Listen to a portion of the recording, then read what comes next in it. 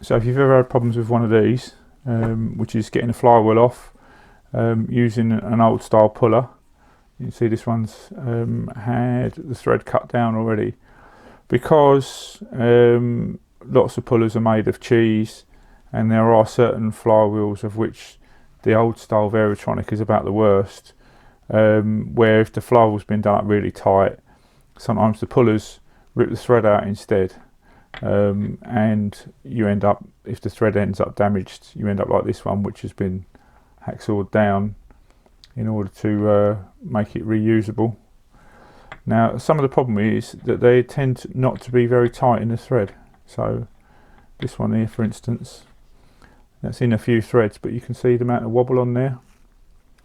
So that's one problem. The other problem is, without, lots of the electronic ignitions now don't have a dust cover and circlip, so all this tends to get covered in dirt, a build up of dust inside.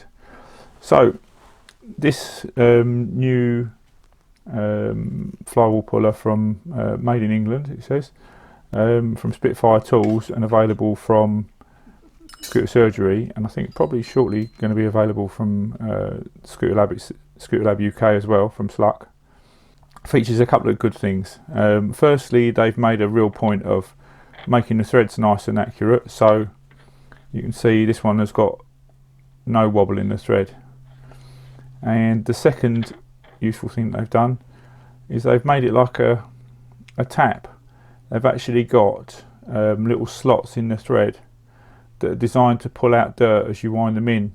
So if dirt has accumulated in the thread, you can wind this in and it'll actually cut the dirt out.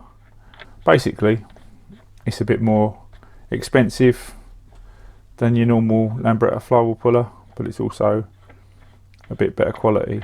And if you're ever in a position where you've got a flywheel that's stuck, you'll be needing something more like that and less like that.